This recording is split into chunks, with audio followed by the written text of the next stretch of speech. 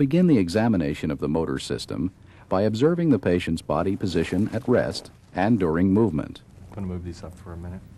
Also, watch for involuntary movements. Can I see your hands?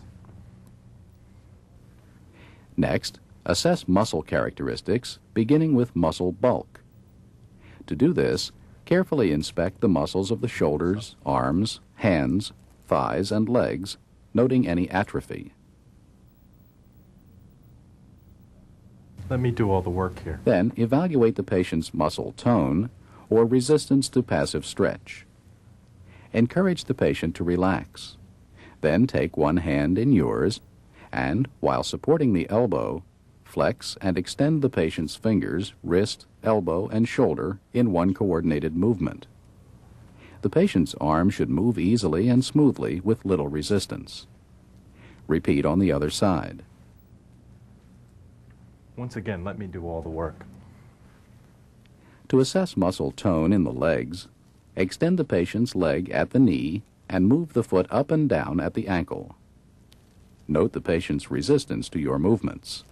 Assess muscle strength using force compatible with the patient's strength. Usually, the patient's dominant side is stronger than the non-dominant side. Begin by testing flexion and extension at the elbow by having the patient pull and push against your hand. Straighten it out, push away. Bend your fist back. Next, test extension of the wrist. Make a fist. Bend your fist back. Around my fingers. Now test the patient's grip. Cross your middle and index fingers to protect them. Good. Then ask the patient to squeeze as hard as possible while you try to remove your fingers. Normally, you should have trouble removing them. Continue testing muscle strength by asking the patient to turn his palm down and spread his fingers. Check abduction by trying to force them together. Relax for a second. Then, test opposition of the thumb.